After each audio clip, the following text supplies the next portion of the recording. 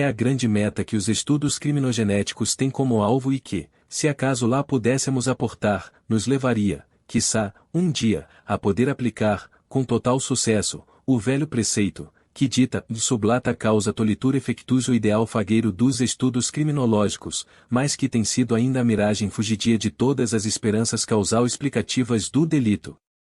Recorde-se, ainda uma vez, que, inicialmente, houve a fase biológica estricta, a somatologia criminal, com os seus tipos lumbrosianos, pretendeu fornecer a primeira chave para abrir a incógnita criminogenética, chegando-se até a abstração do criminoso nato, que não chegou a vingar. Recolhidos os contributos desta fase, prosseguiram as esperanças quando se iniciou a era endocrinológica, de que nos dá informação assaz completa a monumental obra de Mariano Ruiz Funes, mestre espanhol que, na Faculdade de Direito da Universidade de São Paulo, proferiu o curso Endocrinologia y Criminalidade, de 1929, que marcou época pela amplitude e segurança de seus conceitos. Esta fase funcional das endocrinias, por vez, deu ensejo à concepção biotipológica, já integrada do tipo humano vivente, e que logo se desenvolveu para a biotipologia criminal. E a cada passo, novas esperanças, mais acompanhadas do reconhecimento de que era mister da psiquiatria forense, a então recente concepção freudiana, mais euforia dominou o campo da criminogênese, e a psicanálise criminal dava a entender que tudo estava resolvido a partir de então. O que estava a se verificar era o entusiasmo que cada pílula científica, cada nova fresta entreaberta, parecia anunciar-se como fórmula final para a solução da incógnita criminogenética. Mas, a cada nova esperança, depois se verificava que nem tudo estava resolvido, e que só mais um ângulo, de abertura estreita, no caminho cada vez mais longo da via causal do delito. E como já foi dito, novas pílulas foram se acrescendo, até a de encefalose criminógena, até aos conjuntos cromossômicos aberrantes XYX, XXY etc., até as indagações citoquímicas, enzimáticas, até e aonde puderem ser levadas as observações mais agudas de campos cada vez mais miúdos e estreitos. Mas desde logo se percebe que a solução biocriminogenética é um dédalo em que se tem perdido a ânsia de resolver o problema apenas por esse lado. E, ademais, desde logo se verificou que só o exame do homo delinquente não bastava, visto que ele era também produto do meio. E a sociologia se aplicou também aos estudos criminogenéticos, dando origem à sociologia criminal, que se arrogava, por sua vez, a pretensão de ter em si a solução sempre tão ambicionada.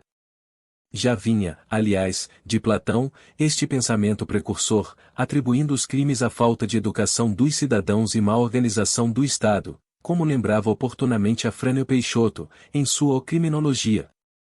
Com Durkheim, Ferri, Lacassagne, Tarde, Turati, Battaglia, Lafargue, Bebel e desenvolveu-se esta escola que opunha, ao falar biológico, a gênese social dos delitos. E houve, incrivelmente, um dissídio que pretendeu, cada um do seu lado, impor a conclusão de que o fator mesológico, ou o fator biológico, é que determinava prevalentemente o crime. Só mais tarde, e agora mais lucidamente, é que veio a prevalecer o princípio de uma globalização de todos os chamados fatores criminogenéticos que, num caso, podem oferecer predomínio da influência mesológica, num outro caso, podem apontar a biologia como sobressalente, e, em muitos outros, se verificava certa equivalência na atuação de tais fatores. Mas sempre se reconhecendo, em todos os casos, a presença de ambos esses fatores, como desde Ferri, já se fazia patente. Daí resultou, até, uma classificação de criminosos, que tem feito sucesso, e que é absolutamente natural em sua formulação. Mesmo quando muito se haja batendo neste caudal das possíveis causas do delito, tanto no campo da biologia, quanto no da mesologia, ainda devemos confessar que a gênese delitual continua a oferecer pontos penumbrosos. De onde, as palavras de Roberto Lira Filho. É que não há fatores específicos para o crime, que o venham a ocasionar dentro de um determinismo irreversível, nem do ponto de vista endógeno, nem dentro do ângulo exógeno. Essa identificação de causas específicas, como se fossem sintomas patagnomoníacos, era a grande ambição do lumbrosianismo, para desde logo caracterizar os criminosos. Ao início de sua carreira, tinha o sábio de Turim essa visão, um periodista francês, Laveleye, que o conheceu neste estágio de sua crítica científica, registrou a seguinte impressão sobre o emérito investigador: tocada de laivos de ironia lhe apresentaram-me esta noite um jovem sábio desconhecido, chamado Lombroso, fala de cenas caracteres pelos quais se poderia reconhecer facilmente o delinquente. Que útil e cômoda descoberta para os juízes de instrução! Buscava-se, então, a solução de um problema de conduta humana sem atentar holisticamente para o autor desse tal comportamento. Não só a disputa de primazias bio ou mesológicas, como também, e principalmente, a exclusão do núcleo ético da personalidade, entre os núcleos de geração do ato antissocial, levaram a decepções no campo da caracterização naturalística das causas do delito. E só mais moderadamente se volvem as mentes dos criminólogos para uma conceituação mais globalizadora da gênese delital, incluindo todos os elementos com que se deve contar nos chamados fatores criminogenéticos, e também os fundamentos éticos da personalidade, sobre os quais agem exatamente aqueles fatores.